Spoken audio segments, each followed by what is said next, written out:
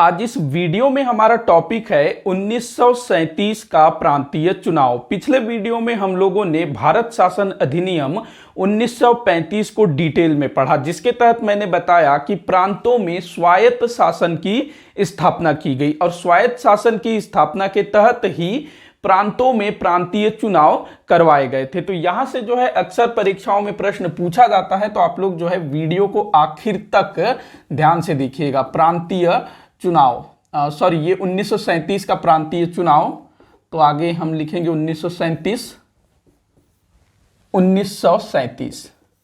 इसका आधार क्या है, मतलब कि किस आधार पर 1937 में प्रांतीय चुनाव आयोजित किए गए। तो भारत शासन या फिर आप बोलेंगे भारत सरकार अधिनियम 1935। अगर जिस किसी ने भी उस वाले वीडियो को नहीं देखा है तो पहले आप उसको देखिएगा, तभी आपको ये टॉपिक समझ में आएगा। तो 1935 के अधिनियम में उसमें जो है काफी सारी चीजें की गई थी, जिसमें से सबसे प्रमुख था प्रांतों में स्वायत्त शासन की स्थापना करना। मतलब कि एक तरह से प्रांतों को स्वायत्तता प्रदान की गई जहां भारतीयों का शासन होगा। हालांकि वहां पर भी गवर्नर का काफी हस्तक्षेप होगा, लेकिन इसके बावजूद भी काफी कुछ अच्छी चीजें थी।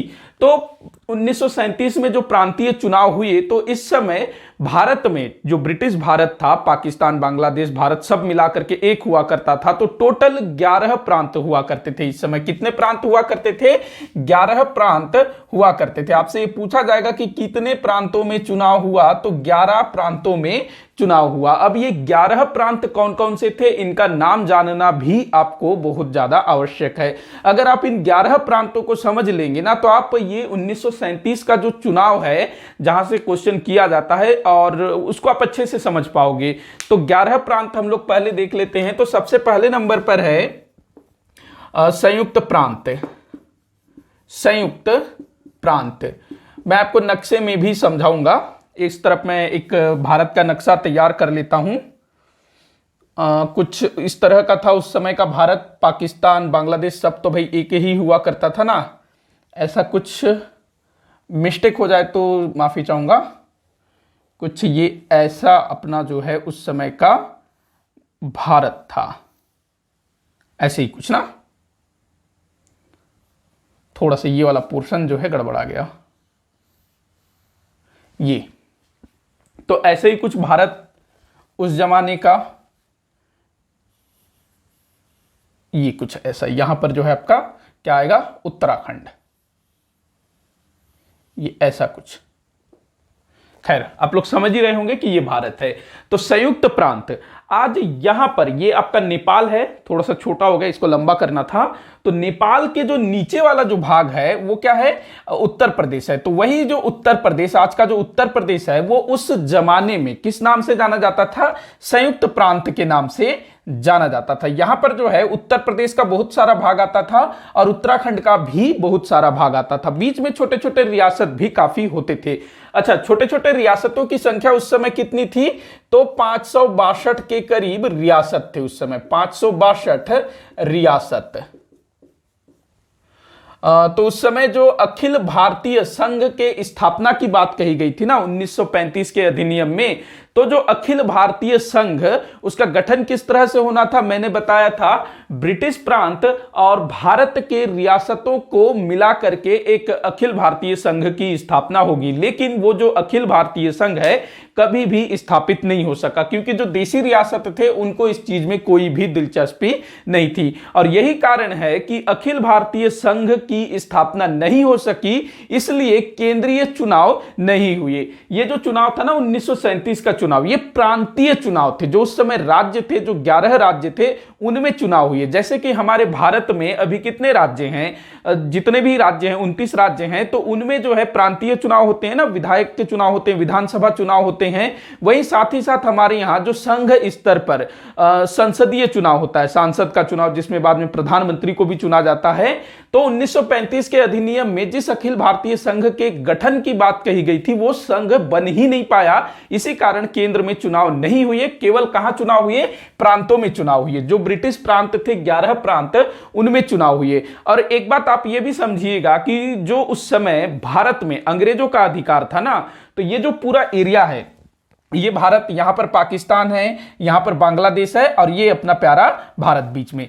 तो ये जो भारत है इसमें 11 प्रांत थे, लेकिन आज हम लोग देखिए कितने प्रांत है, 29 प्रांत है। तो उस समय में 11 प्रांत प्लस ये 562 देसी रियासत, ये दोनों मिलाकर के क्या कहलाते थे, ब्रिटिश भारत कहलाते थे। ये जो 11 प्रांत है, ये इनमें 11 प्रांतों में ब्रिटिश सरकार का सीधा सीधा शासन था, या हम लोग इसको बोल सकते हैं कि इन 11 प्रांतों में ब्रिटिश सरकार का प्रत्यक्ष नियंत्रण था।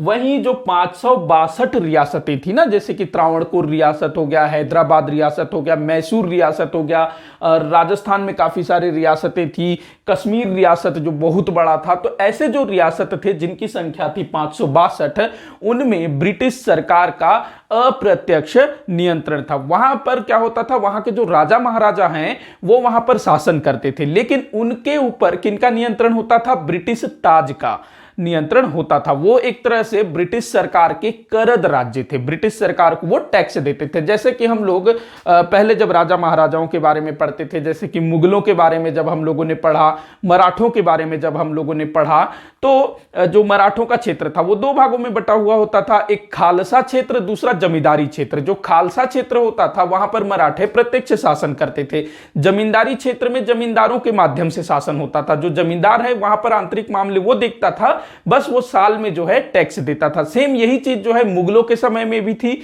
खालसा क्षेत्र, जमींदारी क्षेत्र। मुगलों के समय में भी जो मुगल थे बहुत बड़े एरिया पर प्रत्यक्ष शासन करते थे, डायरेक्ट उनका रूल चलता था। लेकिन काफी सारे राजा महाराजा मुगल काल में भी अपना अस्तित्व बनाए रखे थे, लेकिन वो जो है मुगलों की अधीनता को स्वीकार करते थे, वो मुगलों को जो है वार्षिक कर दिया करते थे। तो ये जो 562 देसी रियासत है कुछ कुछ उसी तरह से थे, ध्यान रखेंगे, एक तरह से ब्रिटिश सरकार के करद राज्य, आप इसको समझ सकते हो। तो ये जो 11 प्रांत हैं इनमें ब्रिटिश सरकार का सीधा नियंत्रण था, सीधा शासन करते थे, यहां पर डायरेक्ट उनका रूल चलता था। लेकिन जो देसी रियासत थे वहां पर अप्रत्यक्ष शासन चलता था, अंग्रेज जो है अपना दीवान वगैरह नियुक्त करते थे, बाकी राजा वहां पर सब कुछ होता था। हालांकि राजा पर जो है अंग्रेजों का पूर्ण नियंत्रण होता था।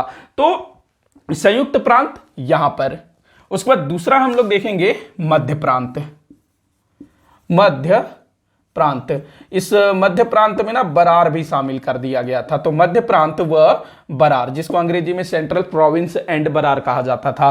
तो ये जो कहां पर था भाई, यहां पर था, मध्य प्रांत एवं बरार। आज का जो महाराष्ट्र का जो उत्तर पूर्वी वाला जो भाग है ना, जिसमें नागपुर डिवीजन आता है, वो इसमें आता था। प्लस इसमें मध्य प्रदेश का जो दक्षिण पूर्वी वाला जो भाग है वो इसमें आता था, जो छत्तीसगढ़ की तरफ लगा हुआ है। छत्तीसगढ़ और महाराष्ट्र को जो टच करता है ना मध्य प्रदेश का भाग, वो वाला भाग आता था मध्य प्रांत में। उसके अलावा छत्तीसगढ़ का जो दक्षिण वाला भाग है उसको छोड़ करके पूरा का पूरा जो छत्तीसगढ़ है मध्य प्रांत के अंतर्गत आता था, क्योंकि जो छत्तीसगढ़ का दक्षिण वाला भाग है ना वो रियासत था, तो वो भी हालांकि उसी प्रांत के अंतर्गत आता था। तो ये क्या कहलाता था, मध्य प्रांत व बरार, जिसमें आज के 3 राज्यों के क्षेत्र शामिल थे, महाराष्ट्र, मध्य प्रदेश और छत्तीसगढ़। उसके बाद तीसरे नंबर पर याद रखेंगे आप लोग मद्रास। मद्रास यहां पर नीचे, ये जो है ना तमिलनाडु वाला जो भाग, मुख्यतः तमिलनाडु वाला भाग भी आता था मद्रास में। उसके बाद कर्नाटक, इस तरफ कर्नाटक है ना, तो वहां पर के भी कुछ क्षेत्र जो है मद्रास में आते थे। इसके अलावा ये जो किनारे वाला जो भाग है, जिसको हम लोग बोल सकते हैं आंध्र प्रदेश का जो समुद्र तटीय वाला जो भाग है, ये जो पूर्वी भाग है, ये पूरा जो है मद्रास के अंतर्गत आता था। और इस तरफ जो है मैसूर रियासत एक बड़ा सा था। इधर दक्षिण में केरल जो है ना पूरा का पूरा रियासतों से भरा हुआ था। केरल में ही त्रावणकोर रियासत, जो मैंने एक वीडियो बनाया था ना नंगेली के ऊपर, जो स्तनकर वाला, तो वो त्रावणकोर यहां पर है। तो वो त्रावणकोर, इधर हैदराबाद, जो आज का जो तेलंगाना है ना, वो पूरा हैदराबाद रियासत था। तो ऐसे रियासत जो है ना काफी बड़े बड़े रियासत है ना, उनकी संख्या काफी कम थी, जैसे कि हैदराबाद रियासत, मैसूर रियासत, त्रावणकोर रियासत, इधर कश्मीर रियासत, काठियावाड़ रियासत, ऐसे। तो उसको ज्यादा एकदम डिटेल में नहीं देखते, आगे बढ़ते हैं। बिहार, उसके बाद उड़ीसा। तो बिहार भाई यहां पर था, ये आपका यहां कहीं हम बना लेते हैं। और इस तरफ जो है उड़ीसा में भी काफी सारी रियासतें थी। छोटे छोटे रियासत ना हर जगह थे, छोटी छोटी रियासतें। बाकी जो हैदराबाद हो गया वो तो भाई बहुत बड़ा रियासत था, उसके बाद बहुत बड़ी सेना भी थी। तो ये हो गए 5 रियासत। इसके बाद देखिएगा छठवां, वीडियो थोड़ा सा लंबा हो सकता है, माफी चाहूंगा। बंबई, ये जो बंबई है यहां पर आता है बंबई। आज का जो महाराष्ट्र है, महाराष्ट्र का इस तरफ वाला भाग, इसमें भी काफी सारी रियासतें थी। तो ये जो समुद्र तट वाला जो भाग हो गया महाराष्ट्र का, इधर गुजरात का काफी सारा एरिया, इधर सिंध, सिंध प्रांत जो आज के समय में पाकिस्तान में है, तो वो पूरा जो है आपका क्या होता था, बंबई। तो महाराष्ट्र, गुजरात, सिंध, इस तरफ का पूरा। गुजरात में भी काफी सारी रियासतें थी, जैसे कि काठियावाड़ रियासत जहां पर महात्मा गांधी जी का जन्म हुआ। उसके बाद वडोदरा रियासत, वडोदरा रियासत वही जिसके राजा ने जो अपने बाबा साहब अंबेडकर, उनको छात्रवृत्ति दी थी, तो वो सब यहां गुजरात में आता था। 7वें नंबर पर असम, असम इस तरफ, आज जहां पर असम है ना वहीं पर असम, इस तरफ भी थे रियासतें। इसके बाद 8वें नंबर पे हम लिखेंगे संयुक्त उत्तर पश्चिम सीमा प्रांत, उत्तर पश्चिम सीमा प्रांत, उत्तर पश्चिम सीमा प्रांत, ये यहां पर था उत्तर पश्चिम सीमा प्रांत। जो अफगानिस्तान और पाकिस्तान का जो बॉर्डर है ना उस तरफ था उत्तर पश्चिम सीमा प्रांत। वही उत्तर पश्चिम सीमा प्रांत जहां पर 1930 के सविनय अवज्ञा आंदोलन के समय खान अब्दुल गफ्फार खान ने गांधी जी के विचारों के द्वारा आंदोलन चलाया था। तो वो कहां पर है, इस तरफ उत्तर पश्चिम सीमा प्रांत। इसके बाद 9वें नंबर पर हम लिखेंगे बंगाल। बंगाल जो कि सबसे पुराना प्रांत था बंगाल, यहां पर बंगाल, ये आज का पूरा बांग्लादेश, पश्चिम बंगाल, ये सब जो है उस समय बंगाल के अंतर्गत आता था। देखो जो बिहार उड़ीसा है भाई, ये नए प्रांत बने थे। जो उड़ीसा और सिंध, ये तो भाई 1935 के अधिनियम के तहत आए थे ना उड़ीसा और सिंध। उसके बाद अगला है 10वें नंबर पर पंजाब। पंजाब यहां पर पाकिस्तान वाला पंजाब प्लस हमारे भारत का पंजाब, बहुत बड़ा एरिया होता था। उसमें जो है ना हिमाचल प्रदेश का भी काफी सारा भाग उसमें आता था, जम्मू वगैरह का भी कुछ भाग उसमें आता था। इसके बाद 11वें नंबर पर है सिंध। अच्छा, मैंने बंबई में शायद सिंध बता दिया था ना, नहीं, सिंध जो है 1935 के अधिनियम के तहत एक नया प्रांत बन चुका था, तो उसको आप लोग थोड़ा सा चेंज कर लीजिएगा। जो मैंने बंबई का बताया था ना कि महाराष्ट्र, गुजरात और सिंध, ये तीनों मिलाकर के बंबई होता था, तो सिंध जो है नया प्रांत बन चुका था 1935 के अधिनियम के तहत। तो इस तरह से ये थे 11 प्रांत। तो यहां पर जो खाली खाली स्थान दिख रहे हैं, जैसे कि ये वाला जो भाग है, यहां पर हैदराबाद रियासत था, यहां पर हैदराबाद रियासत, यहां पर मैसूर रियासत, यहां पर त्रावणकोर रियासत, ये इस तरफ जो है आपका काठियावाड़ रियासत, यहां कहीं पर आपका वडोदरा रियासत, ये पूरा का पूरा जो है कश्मीर रियासत, बहुत बड़ा रियासत। इस तरफ भी और काफी सारी रियासतें थी। इस तरफ भी राजस्थान था ना, तो ये पूरा राजपूताना, राजपूतों से भरा हुआ था। और इस तरफ जो भोपाल वगैरह है, इंदौर वगैरह, इस तरफ भी काफी सारी रियासतें थी। तो ये 11 प्रांत और बीच बीच में काफी सारे रियासतें। तो ये पूरा मिलकर के क्या बनता था, ब्रिटिश भारत। क्या बनता था, ब्रिटिश भारत। तो जो अखिल भारतीय संघ बनना था उसमें इन 11 प्रांतों को शामिल होना था, प्लस इन देसी रियासतों को शामिल होना था। लेकिन जो देसी रियासत थे उनको भारत, फिर से भारत में मतलब प्रजातंत्र या फिर कुछ भी इस तरह का हो, वो चीज जो है रियासतों को पसंद नहीं था। तो इसी कारण से अखिल भारतीय संघ का गठन नहीं हो सका, इसी कारण से केंद्रीय स्तर पर कोई चुनाव नहीं किया जा सका। तो अगर आपसे कभी पूछा जाए केंद्रीय स्तर पर चुनाव हुआ या नहीं हुआ, तो नहीं हुआ था। अब आते हैं हमारे इस प्रांतीय चुनाव पर। तो ये चीज आपको समझ में आ गया होगा कि कौन सा प्रांत कहां था और कहां पर कौन सा रियासत था। तो इन 11 प्रांतों में 1937 में चुनाव हुए थे, प्रांतीय चुनाव हुए थे। मैं इसको क्लीन कर लेता हूं, अगर आप लोग चाहो तो स्क्रीनशॉट ले सकते हो ये वाला मैप को।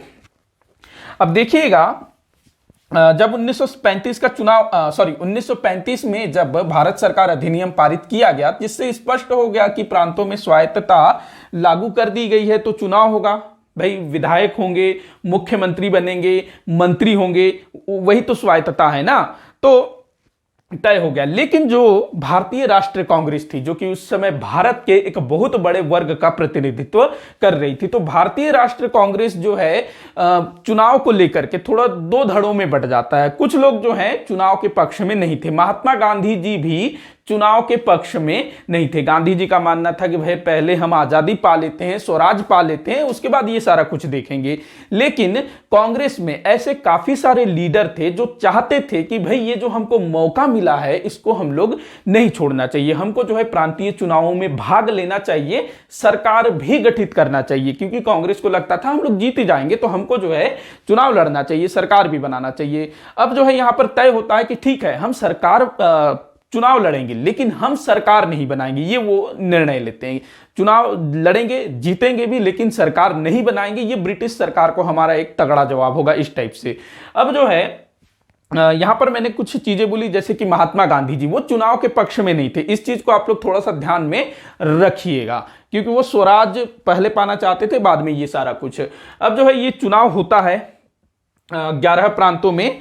तो जो भारतीय राष्ट्रीय कांग्रेस है वो सभी सीटों पर चुनाव लड़ती है। तो यहां पर कितनी सीटें थी, मतलब कि जो 11 प्रांत थे उनको मिला करके कितनी सीटें हो रही थी, उसको अब हम लोग देख लेते हैं। तो टोटल जो सीटें थी ना 11 प्रांतों में 1585 सीटें, 1585 सीटें थी। अलग अलग राज्यों में अलग अलग संख्या थी, कुछ राज्यों में कुछ राज्यों में कुछ। तो इन 1582 सीटों में जो भारतीय राष्ट्रीय कांग्रेस है उसने 721, माफी चाहूंगा 7521 लिख रहा हूं, 721, अथवा कुछ पुस्तकों में ना 707 आपको देखने को मिलेगा। तो 721 अथवा 707 सीटों पर भारतीय राष्ट्रीय कांग्रेस ने जीत प्राप्त की। ये टोटल 11 प्रांतों में कितनी सीटें, 1585 सीटें, जिसमें से 721 अथवा 707 सीटें जो है भारतीय राष्ट्रीय कांग्रेस ने जीती थी। अगर आप लोग चाहो तो मैं इसको लिख देता हूं, किस प्रांत में कितनी सीटें थी और कांग्रेस ने कितनी सीटें जीती, कभी पूछा भी जा सकता है आप लोगों को, जोड़ी मिलाओ या फिर कुछ भी। तो देखिएगा संयुक्त प्रांत, जो संयुक्त प्रांत है यहां पर कुल सीटें थी 228 और भारतीय राष्ट्रीय कांग्रेस को मिली 134। भारतीय राष्ट्रीय कांग्रेस को कितनी मिली, 134 संयुक्त प्रांत में। 228 में से 134 सीटें कांग्रेस ने जीती, मतलब कि यहां पर कांग्रेस ने साफ स्पष्ट बहुमत प्राप्त कर लिया था। वहीं मध्य प्रांत व बरार 112 सीटें, जिनमें से 70 कांग्रेस ने जीती। देखो आपको ये तो पता होगा कि जो बहुमत है वो जितना होता है उसके आधे का एक अधिक। अगर मान लो 112 है तो 112 में से आप कितने लाओगे तो जीत जाओगे, 56, यहां इसका आधा 56 होता है ना। अगर आप 57 सीटें जीत लेते हो तो आपको बहुमत मिल जाता है। तो यहां पर इसने कितने जीते, 70 जीता। और यहां संयुक्त प्रांत में 228 से 134 सीटें जीत गई। तो कांग्रेस जो है संयुक्त प्रांत में पूर्ण बहुमत प्राप्त कर लिया, मध्य प्रांत व बरार में भी पूर्ण बहुमत प्राप्त कर लिया। आपको ये चीजें भी ध्यान में रखनी है। इसके बाद मद्रास है, मद्रास में 215 सीटें, मद्रास में 215 सीटें और यहां पर 159 सीटें भारतीय राष्ट्रीय कांग्रेस ने जीते। मतलब कि मद्रास में भी भारतीय राष्ट्रीय कांग्रेस को पूर्ण बहुमत प्राप्त हुआ। इसके बाद अगला बिहार, बिहार में 152 सीटें थी, 152 सीटें, जिसमें से 92 सीटें कांग्रेस ने जीती। तो फिर से बिहार में भारतीय राष्ट्रीय कांग्रेस ने पूर्ण बहुमत प्राप्त कर लिया, 92 सीटें जीत ली कांग्रेस ने। कहा, बिहार में। इसके बाद उड़ीसा, उड़ीसा में जो है सीटों की संख्या थोड़ी कम थी, यहां 60 सीटें थी, जिसमें से 36 सीटें कांग्रेस ने जीती। मतलब कि बिहार में भी भारतीय राष्ट्रीय कांग्रेस को स्पष्ट बहुमत प्राप्त हो गया, पूर्ण बहुमत। इसके बाद बंबई, बंबई में 175 सीटें, बंबई में 175 सीटें, यहां पर 87 सीटों पर कांग्रेस ने विजय प्राप्त की। अब यहां पर देखिएगा जो बंबई में है जो कांग्रेस है उसको पूर्ण बहुमत नहीं प्राप्त हुआ, थोड़ा सा वो चूक गई। इसको कितना लाना था, 87, ये 174 कुछ हो रहा है ना, इसको लगभग लाना था 88 सीटें। अगर 88 सीटें भारतीय राष्ट्रीय कांग्रेस जीत जाती तो यहां पर जो है पूर्ण बहुमत प्राप्त हो जाता, लेकिन यहां पर सिर्फ एक सीट की आवश्यकता थी जो भारतीय राष्ट्रीय कांग्रेस ने आसानी से प्राप्त कर लिया। उसके बाद अगला जो प्रांत है वो है असम, जहां 108 में से 35 सीटें कांग्रेस ने जीती। 108 में से 35 सीटें जो है कांग्रेस ने जीती। इसके बाद उत्तर पश्चिम सीमा प्रांत, उत्तर पश्चिम सीमा प्रांत जहां 50 में से 19 सीटें कांग्रेस के खाते में आई। 50 में से 19 सीटें कांग्रेस ने जीती। बंगाल, जो सबसे पुराना प्रांत था ना बंगाल, 250 में से 60 सीटें कांग्रेस ने जीती। 250 में से 60। अब इनमें देखिएगा जो असम है, असम में भी यहां कांग्रेस को पूर्ण बहुमत नहीं मिल पाया। उत्तर पश्चिम सीमा प्रांत में भी कांग्रेस को पूर्ण बहुमत नहीं मिल पाया। उस वक्त बंगाल में भी कांग्रेस को पूर्ण बहुमत नहीं मिल पाया। अब हम लोग बात करते हैं पंजाब की। पंजाब जहां पर राष्ट्रीय आंदोलन काफी उग्र था, तो पंजाब में सीटें थी, एक मिनट, तो पंजाब में सीटें थी यहां पर, अरे यहां पर थोड़ा सा मुझे मिस्टेक हो, हाँ ठीक ठीक, पंजाब में जो है 175 सीटें थी। 175, जिनमें से 18 सीटें ही कांग्रेस जीत पाई। पंजाब में 118 टोटल जो है 175 सीटें थी पंजाब में, जिसमें से मात्र 18 सीटें ही कांग्रेस ने जीते। उसके बाद सिंध, इस तरफ लिखता हूं मैं सिंध का, सिंध, यहां पर 50 सीटों में से 8 पर कांग्रेस ने विजय प्राप्त की। सिंध में कितनी सीटें थी? 50, सॉरी 50 नहीं 60 थी, 60 सीटें सिंध। तो इसको थोड़ा सा हम लोग देख लेते हैं, आपको जो है कुछ चीजें याद भी रखनी, यहां पर मैं बताता चलूंगा। इसको जो है ठीक से लिखते हैं 721। अब देखिएगा टोटल 11 प्रांत, कितनी सीटें? 1585 सीटें, जिनमें से कांग्रेस ने 721 सीटें जीती। अब यहां क्वेश्चन किस तरह से पूछा जाता है कि भारतीय राष्ट्रीय कांग्रेस ने कितने प्रांतों में पूर्ण बहुमत प्राप्त किया, भारतीय राष्ट्रीय कांग्रेस ने कितने प्रांतों में सरकार बनाई, किन प्रांतों में भारतीय राष्ट्रीय कांग्रेस ने सरकार नहीं बनाई, और जिन प्रांतों में भारतीय राष्ट्रीय कांग्रेस ने सरकार नहीं बनाई तो वहां पर किन प्रांतों ने सरकार बनाई। तो इस तरह से क्वेश्चन पूछा जाता है। तो देखिएगा जो शुरू के जो 5 प्रांत हैं, संयुक्त प्रांत, मध्य प्रांत, मद्रास, बिहार और उड़ीसा, इन 5 प्रांतों में कांग्रेस को स्पष्ट बहुमत या कहें पूर्ण बहुमत प्राप्त हो चुका है।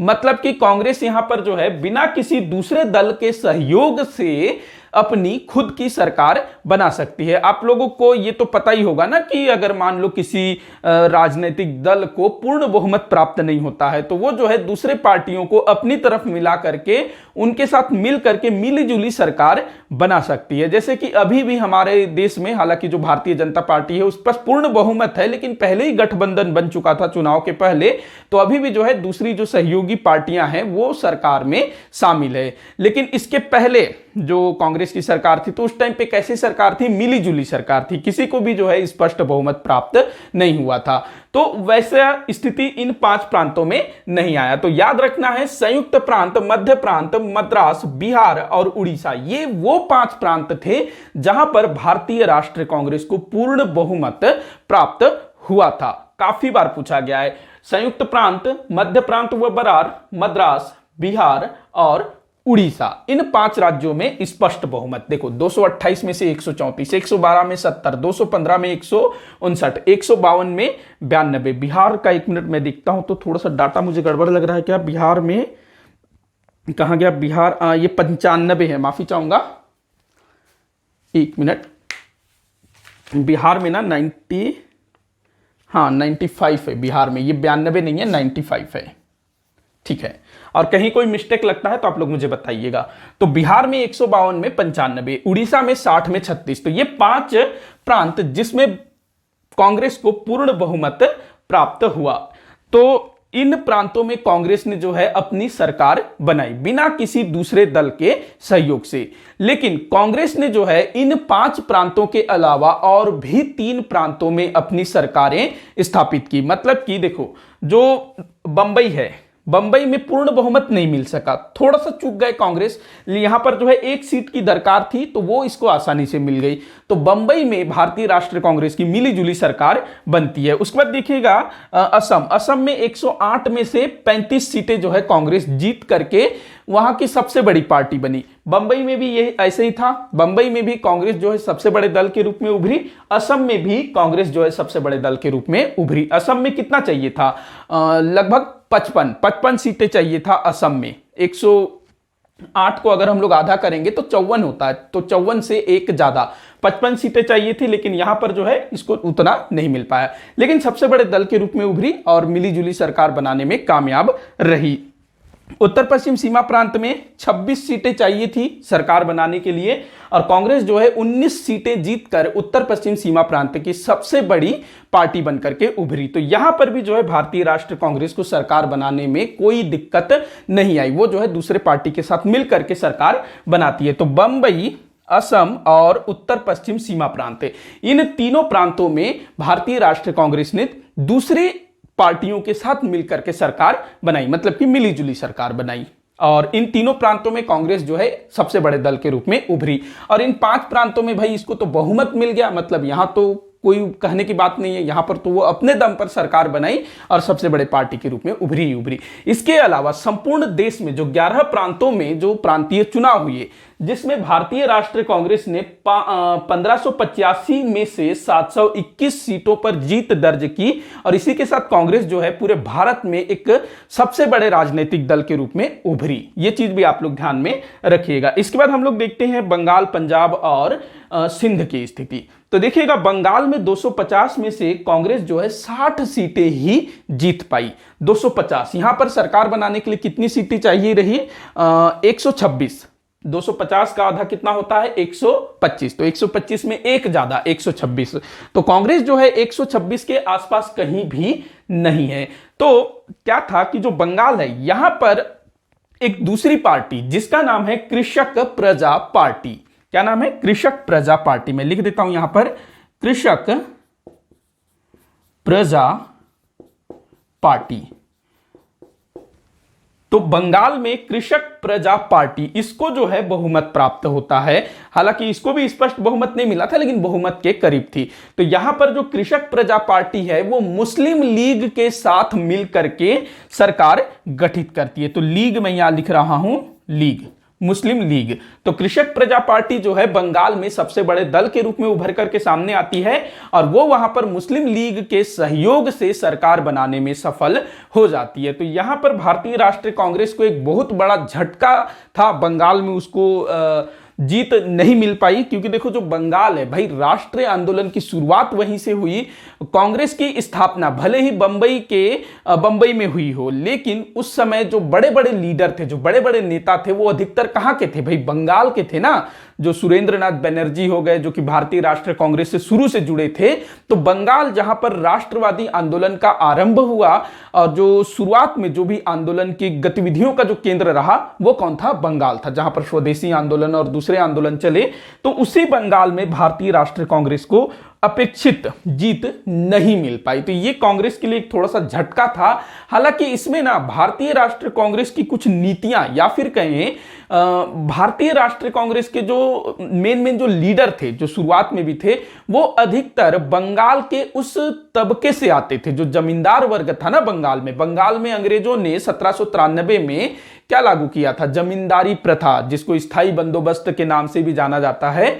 तो वहां पर जो जमींदार वर्ग था उसका वर्चस्व काफी बड़ा हुआ था, उसका दबदबा बहुत ज्यादा था। और उन्हीं जमींदारों के जो बच्चे थे, उनके जो बाद में जो हुए 1793 के बाद, तो वो लोग काफी ज्यादा पैसे वाले होने लगे, पढ़ने लिखने लगे, समझने लगे, समझदार बनने लगे और वो राजनीति में भी भाग लेने लगे। थे। तो जमींदार वर्ग का बहुत मतलब कि बंगाल में भारतीय राष्ट्रीय कांग्रेस के जो सदस्य थे, जो बड़े बड़े लीडर थे, अधिकतर कहां से आते थे? जमींदार वर्ग के से आते थे। तो भारतीय राष्ट्रीय कांग्रेस जो है बंगाल में जो किसानों के हित में कोई बहुत बड़ा काम नहीं कर पाई थी, क्योंकि अधिकतर बार जो है किसानों के हित में आप काम करने जाओगे तो वहां जो जमींदार वर्ग है उनको नुकसान होता था। तो वहां के जो जमींदार वर्ग जो कि कांग्रेस से जुड़े हुए थे वो नहीं चाहते थे। तो शायद यही कारण रहा होगा कि बंगाल में भारतीय राष्ट्रीय कांग्रेस को उतनी जीत नहीं मिल पाई। जबकि कृषक प्रजा पार्टी जो कि शुरू से ही बंगाल के किसानों के हित में लड़ रही थी, उनके हित में काम कर रही थी, तो इसको वहां पर जो है अच्छी खासी सफलता मिल पाई। देखो जो बंगाल था ना भाई, वो कृषि प्रधान क्षेत्र था बहुत ज्यादा। एक गंगा नदी हो गया, ब्रह्मपुत्र नदी, ये चीज एक था। दूसरा वहां क्या स्थायी बंदोबस्त व्यवस्था, जिस कारण से जमींदार वर्ग का दबदबा था। और कांग्रेस में भी जमींदार वर्ग के लोग काफी सारे जुड़े हुए थे, इसी कारण से किसानों की एक तरह से वहां अवहेलना हुई। अगर आप लोग ना मेरे वीडियोस को शुरू से देख रहे हैं तो मैंने बताया है कि स्वदेशी आंदोलन हो या फिर असहयोग आंदोलन हो, सविनय अवज्ञा आंदोलन के टाइम पर भी जो बंगाल में किसानों के जो मामले हैं ना, वो थोड़ा सा उतना ज्यादा जोर नहीं पकड़ पाया। उसका कारण यही था कि कांग्रेस में बंगाल से जितने भी बड़े बड़े लीडर आते थे अधिकतर जमींदार वर्ग से ही संबंधित थे। तो यहां पर ये कृषक प्रजा पार्टी प्लस मुस्लिम लीग, इन दोनों ने मिलकर के यहां सरकार बनाई। मुस्लिम लीग यहां टॉप में नहीं थी, ध्यान रखना।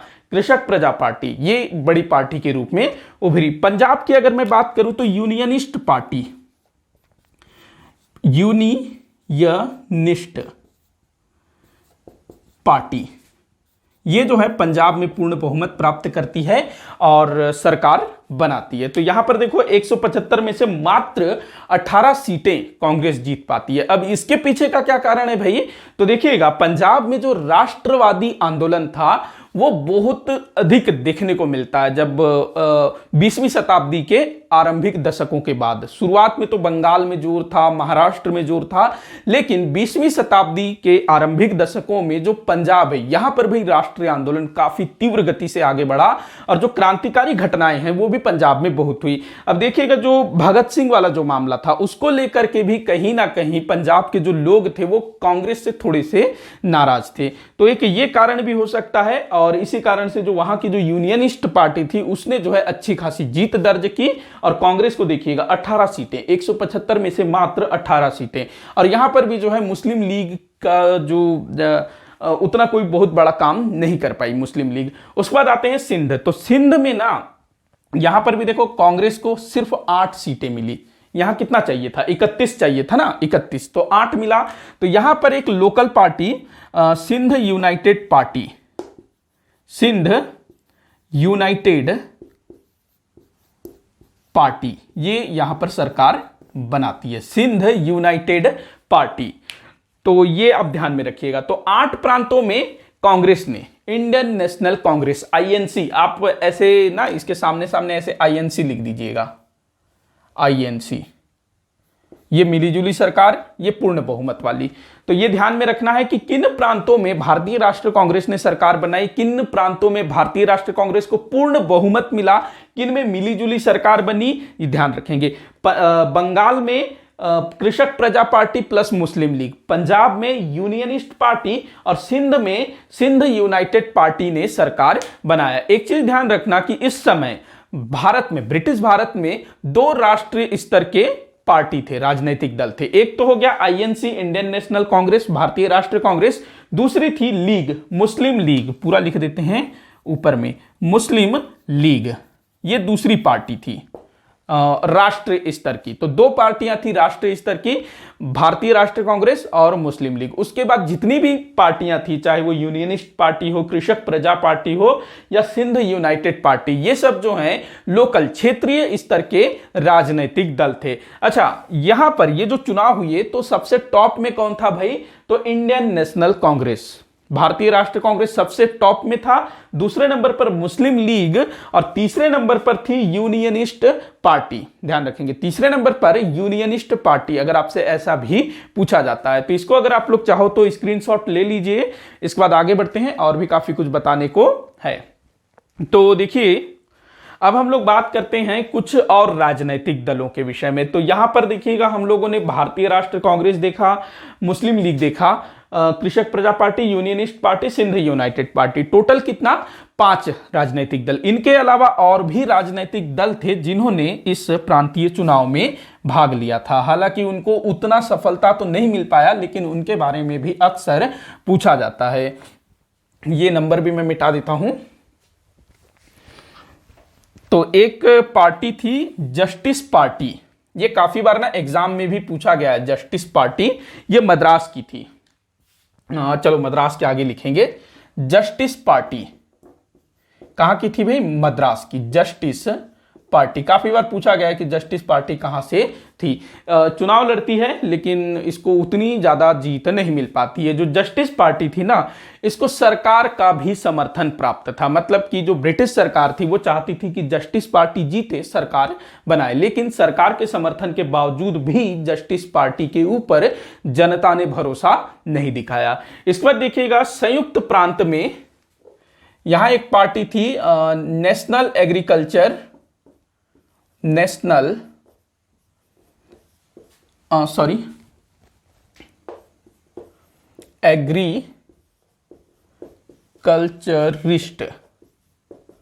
पार्टी। ये कहां थी? संयुक्त प्रांत में।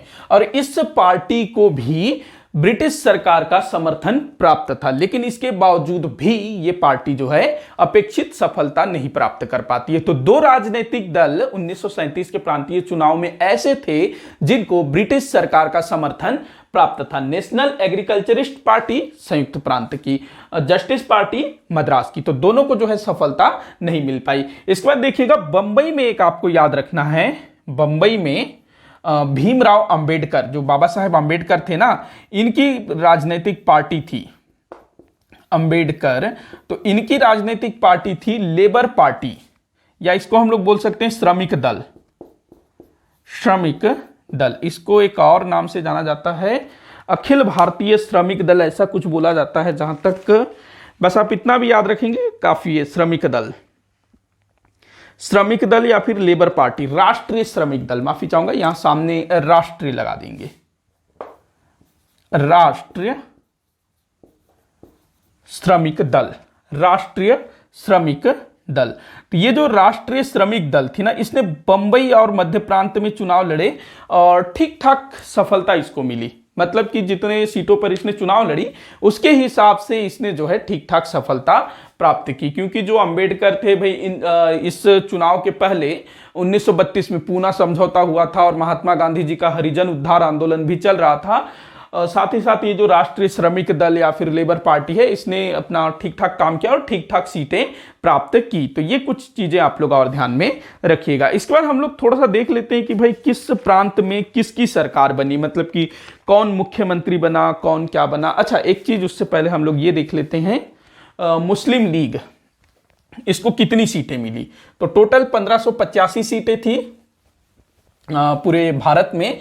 तो इन 1585 सीटों में ना टोटल कितनी थी? 1585। कांग्रेस ने जीता 721 सीटें,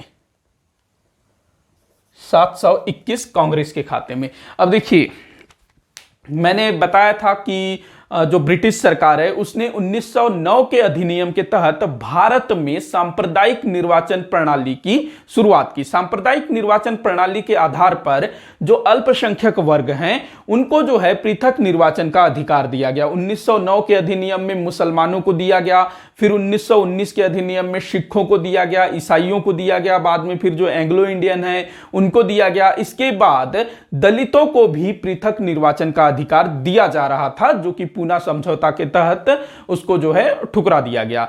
तो यहां पर जो पृथक निर्वाचन प्रणाली थी उसके तहत इन 1585 सीटों में से ना लगभग कितनी 482 सीटें, एक मिनट, 1582 में से ना 482 सीटें ये सांप्रदायिक निर्वाचन प्रणाली के तहत थी। हाँ, 482 ही है। तो 482 सीटें जो है सांप्रदायिक निर्वाचन प्रणाली के तहत किसके लिए आरक्षित थी? अल्पसंख्यक वर्गों के लिए आरक्षित थी, जिसमें मुस्लिम थे, सिख थे, ईसाई थे, एंग्लो इंडियन थे, ये सब के लिए जो है 482 सीटें आरक्षित की गई थी। तो इसको हम लोग आरक्षित ही लिख देते हैं, लेकिन ये सांप्रदायिक आधार पर आरक्षित सीटें, सांप्रदायिक आधार पर आरक्षित सीटें। तो जो मुस्लिम लीग थी उसने मुसलमानों के सभी सीटों पर चुनाव लड़ा, लेकिन मुस्लिम लीग को उतनी ज्यादा सफलता नहीं मिल पाई जितना कि वो अपेक्षा कर रही थी।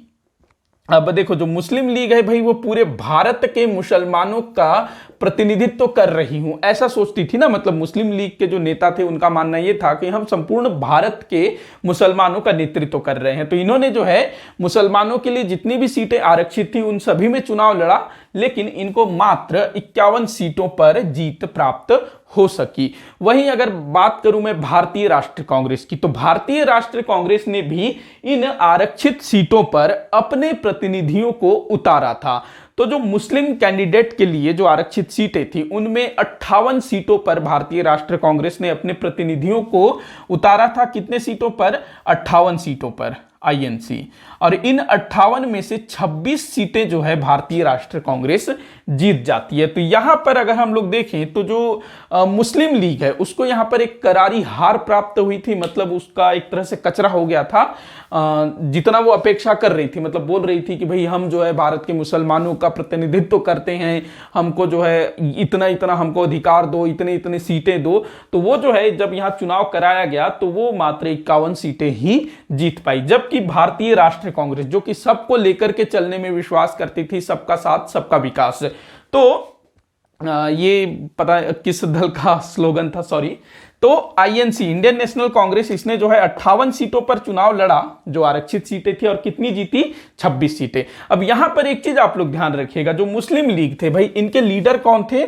जिन्ना, मोहम्मद अली जिन्ना। तो यहां पर क्या हो जाता है कि जो जिन्ना है उनको अपेक्षित सफलता नहीं मिल पाई मुस्लिम लीग की को। तो जो जिन्ना है अब इनका मतलब सोच में पड़ जाते हैं कि भाई अगर हम लोग भारत में रहें, कल को अगर ब्रिटिश भारत छोड़ के चले जाते हैं, भारत स्वतंत्र हो जाता है, तो हम लोग तो भाई किसी भी प्रांत में, किसी भी राज्य में अपनी सरकार नहीं बना पाएंगे। क्योंकि ये जो 11 प्रांत हैं इनमें से किसी में भी, जो बंगाल है जहां पर मुस्लिम बहुसंख्यक हैं, पंजाब में भी मुस्लिम बहुसंख्यक हैं, इसके बाद जो सिंध हो गया, उत्तर पश्चिम सीमा प्रांत हो गया, जो मुस्लिम बहुसंख्यक क्षेत्र है वहां पर भी मुस्लिम लीग का जो प्रदर्शन है वो उतना अच्छा नहीं रहा। तो जिन्ना को कहीं ना कहीं ये लगने लगा कि अगर हम लोग यहां पर मतलब भारत स्वतंत्र हो जाता है, हम लोग भारत में ही रहते हैं, तो हम जो है किसी भी प्रांत में सरकार नहीं बना सकेंगे। तो यहां पर जो है जिन्ना, इसके बाद फिर वो सोचते हैं, विचारते हैं, और फिर 1940 में एक मुस्लिमों के लिए पृथक राज्य की मांग उठाना शुरू कर देते हैं। तो ये जो पाकिस्तान की जो मांग है ये 1937 के चुनावों के बाद जोर पकड़ना शुरू होता है। तो इस चीज को आप लोग ध्यान रखिएगा। तो कहीं ना कहीं हम लोग ये बोल सकते हैं कि 1937 का जो प्रांतीय चुनाव था उसने भारत विभाजन की भूमिका तैयार की, या फिर ये भारत विभाजन के लिए कहीं ना कहीं उत्तरदायी थी 1937 का प्रांतीय चुनाव। तो ये चीज आप लोग ध्यान में रखिएगा। अब हम लोग देख लेते हैं भाई किस प्रांत में कौन मुख्यमंत्री बना। ये जो अच्छा, पंडित जवाहरलाल नेहरू के बारे में थोड़ा सा ध्यान रखेंगे कि वो इस समय ना भारतीय राष्ट्रीय कांग्रेस के अध्यक्ष थे, और अध्यक्ष होने के नाते उन्होंने चुनाव में बहुत प्रचार किया था। चुनाव प्रचार में काफी वो प्रांतों में गए, उनकी रैलियां हुई, भाषण हुआ, तो उन्होंने जो है काफी मतलब चुनाव प्रचार किया। अच्छा, एक चीज और मैं बताना चाहूंगा, मैंने शुरू में बोला था कि जो कांग्रेस वो चुनाव में भाग नहीं लेना चाहती थी, लेकिन बाद में तय हुआ कि चुनाव में भाग लेंगे और सरकार नहीं बनाएंगे। तो यहां पर जो भारतीय राष्ट्रीय कांग्रेस, जो कि 8 प्रांतों में सरकार बनाती हुई दिखी, तो इसने जो है तय किया कि हम लोग सरकार बनाएंगे, लेकिन हमारी एक शर्त है कि जो गवर्नर है वो इस प्रांतीय सरकार के कार्यों में दखल नहीं देगा। मतलब कि छोटे मोटे कार्यों में, दैनिक कार्यों में दखल नहीं देगा। ये गारंटी हमको ब्रिटिश सरकार अगर देती है तो हम लोग जो है सरकार बनाने को तैयार हैं। और ये 3 महीने तक जो है ये उठापटक चलता रहा। 3 महीने तक किसी ने सरकार नहीं बनाया इन प्रांतों में। बाकी जो 3 प्रांत थे ना, जैसे कि उत्तर बंगाल हो गया, पंजाब हो गया, सिंध हो गया, यहां पर तो सरकारें बन गई। लेकिन ये जो 8 प्रांत है, स्पेशली ये जो 5 प्रांतें थी ना, यहां पर जो है मामला अटक गया था, क्योंकि कांग्रेस चाहती थी कि ब्रिटिश सरकार हमको ये गारंटी दे कि जो गवर्नर है, प्रांतीय गवर्नर, वो जो है दैनिक छोटे मोटे कार्यों में प्रांतीय सरकार पर हस्तक्षेप नहीं करेगी। अगर ये गारंटी मिलता है तो हम लोग सरकार बनाने को तैयार हैं। तो ये 3 महीने तक जो है ये ऊहापोह की स्थिति चलती रही। उधर जो ब्रिटिश सरकार थी वो इस कोशिश में थी कि इन प्रांतों में जो दूसरे दल हैं वो उनका जो है किसी भी तरह से साठगांठ होकर के सरकार बने। लेकिन भाई ऐसा संभव नहीं था। फिर भी अंतरिम सरकारों की स्थापना हुई थी 3 महीने तक। तो 3 महीने के बाद जो है ब्रिटिश सरकार वादा करती है कि जो गवर्नर है वो छोटे मोटे काम में हस्तक्षेप नहीं करेगा। तब जाकर के जो है इन प्रांतों में कांग्रेस जो है सरकार बनाने के लिए तैयार हो जाती है। तो ये चीज भी आप लोग ध्यान में रखिएगा। अब हम लोग बात करते हैं भाई कहां पर कौन मुख्यमंत्री बने। तो सबसे पहले संयुक्त प्रांत, गोविंद वल्लभ पंत। गोविंद वल्लभ पंत ये यहां के मुख्यमंत्री बने, गोविंद वल्लभ पंत। यहां पर मध्य प्रांत व बरार, मध्य प्रांत व बरार, यहां पर ना मिस्टर खरे, शायद इनका नाम बीएन खरे था, बीएन खरे था मेरे ख्याल से। तो ये यहां मुख्यमंत्री बनते हैं। लेकिन इनकी जो सरकार है ना बहुत जल्दी गिर जाती है। इनकी सरकार गिर जाती है, फिर पंडित रविशंकर शुक्ल ये जो है सरकार बनाते हैं। पंडित रविशंकर शुक्ल इनकी सरकार आती है। फिर उसके बाद मद्रास, मद्रास में भाई सी राजगोपालाचारी, सी राजगोपालाचारी इनकी सरकार बनी मद्रास में। तो ये पूछा जाता है, जितनी चीजें मैं बता रहा हूं सब पूछा जाता है। तो मद्रास में सी राजगोपालाचारी की सरकार बनी। इसके बाद बात करेंगे हम लोग बिहार की। तो बिहार में बनता है श्री कृष्ण सिंह। बिहार में श्री कृष्ण सिंह। उड़ीसा में ना कोई डॉक्टर दास, डॉक्टर वी दास, डॉक्टर वी दास, उड़ीसा में डॉक्टर वी दास। तो ये 5 प्रांत जहां पर कांग्रेस को पूर्ण बहुमत प्राप्त हुआ था। तो ये इसके बाद अगला हम लोग देखते हैं बंबई। बंबई में ना कोई खरे, मैं शायद ये पता नहीं ये आगे चल करके सरकार बनाते हैं या फिर कोई और। तो यहां भी खरे, मिस्टर खरे करके याद रखना। अब बात करते हैं असम। असम में सादुल्ला खां, असम में सादुल्ला खां और एक गोपीनाथ याद रखेंगे। असम में गोपीनाथ सादुल्ला खां असम में।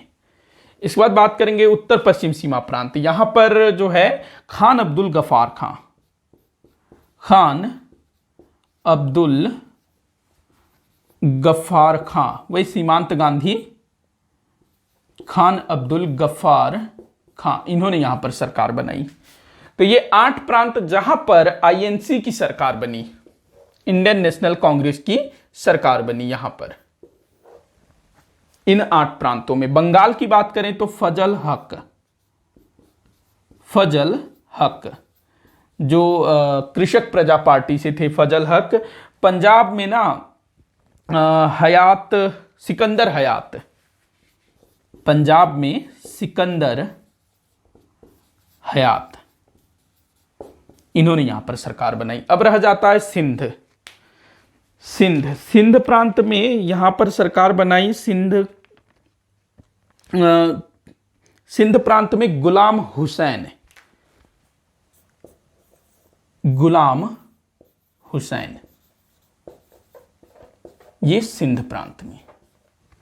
तो इसका आप लोग स्क्रीनशॉट ले लीजिएगा, किस प्रांत में किसने अपनी सरकार बनाई। तो ये 8 प्रांत जहां पर भारतीय राष्ट्रीय कांग्रेस ने अपनी सरकार बनाई। 5 प्रांत कौन कौन से जहां पर पूर्ण बहुमत प्राप्त हुआ, और 3 प्रांत जहां पर कांग्रेस ने मिलीजुली सरकार बनाई, और बाकी के 3 प्रांत जहां पर दूसरे दलों ने सरकार स्थापित की। तो ये था 1937 के चुनावों का परिणाम। अब देखिएगा ये जो सरकार है आगे चलती है, लेकिन जो भारतीय राष्ट्रीय कांग्रेस की जो सरकार है ना, आगे चल करके इस्तीफा दे देती है जब द्वितीय विश्व युद्ध शुरू होता है और ब्रिटिश सरकार भारत के नेताओं से बिना कोई सलाह मशवरा किए भारत को भी द्वितीय विश्व युद्ध में सम्मिलित कर देता है। तो इस चीज का विरोध प्रदर्शित करते हुए जो कांग्रेस मंत्रिमंडल है ना प्रांतीय विधानसभा की, वो सब त्यागपत्र दे देते हैं। जो 8 प्रांतों में कांग्रेस ने अपनी सरकार बनाई थी, वो सब के सब जो है अपना त्यागपत्र दे देते हैं। ये कब हुआ था? तो 15 नवंबर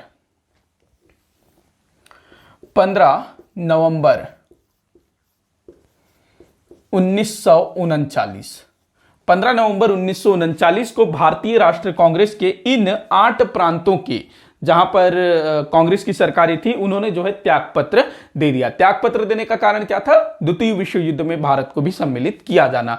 अब इससे जो है ना, जो मुस्लिम लीग है वो इसका खुशी जाहिर करने के लिए फिर ना 22 दिसंबर 1939, काफी बार पूछा गया ये वाला, 22 दिसंबर 1939 को मुक्ति दिवस मनाती है कि भाई ये जो कांग्रेस मंत्रिमंडल है इनसे मुक्ति मिली। तो 22 दिसंबर 1939 को जो मुस्लिम लीग थी उसने मुक्ति दिवस के रूप में मनाया। 15 नवंबर 1939 को इन 8 प्रांतों के कांग्रेस मंत्रिमंडल के सदस्यों ने अपना त्यागपत्र दे दिया, सरकार गिर गई। अब ये जो सरकार थी ना भारतीय राष्ट्रीय कांग्रेस की, जो सरकार थी 8 प्रांतों में, ये 28 महीने चली थी। 28 महीने, ये भी पूछा गया है कितने महीने चली, तो 28 महीने चली थी। सरकार के गठन से लेकर के ये त्यागपत्र तक टोटल कितने माह होते हैं? 28 महीने। ध्यान रखना इस चीज को, ये भी पूछा गया है। तो इसी के साथ आज का ये जो वीडियो है यही समाप्त होता है। अच्छा, एक चीज मैं बता देता हूं जाते जाते, ये जो सरकारें थी ना, इन्होंने कुछ अच्छे काम भी किए। जो पुराने जो अधिनियम थे, जो कानून थे, जो इन प्रांतीय सरकारों के अधिकार में आते थे, जो भारतीयों के हित में नहीं थे, उनको हटाया गया। इसके अलावा कुछ रिफॉर्म लाने की भी कोशिशें की गई, लेकिन इस बीच ना इन नेताओं में थोड़ा सा एक जो राजनीति वाला जो चीज आ जाता है ना कि भाई हमको जो है पद मिले, इस टाइप का, तो वो चीजें भी जो है इसमें देखने को मिलती है। लेकिन कुछ अच्छी चीजें भी हुई और कुछ बुरी चीजें भी हुई। लेकिन उस समय जो है राष्ट्रीय आंदोलन का दौर चल रहा था, तो अधिकतर जो लोग थे वो राष्ट्रीयता की भावना से ओतप्रोत होते थे, तो जो गलत काम है वो उतना ज्यादा नहीं करते थे। लेकिन फिर भी जो है थोड़ा सा जो राजनीति वाला जो चीज है इन नेताओं में आने लगा था। तो ये चीज भी आप लोग ध्यान में रखिएगा। अगले वाले वीडियो में हम लोग बात करेंगे व्यक्तिगत सत्याग्रह, फिर आगे दूसरी घटनाओं की। तो वीडियो जो है यहीं पर समाप्त होता है। अच्छा लगा हो तो लाइक जरूर करिएगा, शेयर करिएगा। वीडियो को आखिर तक देखने के लिए बहुत बहुत धन्यवाद।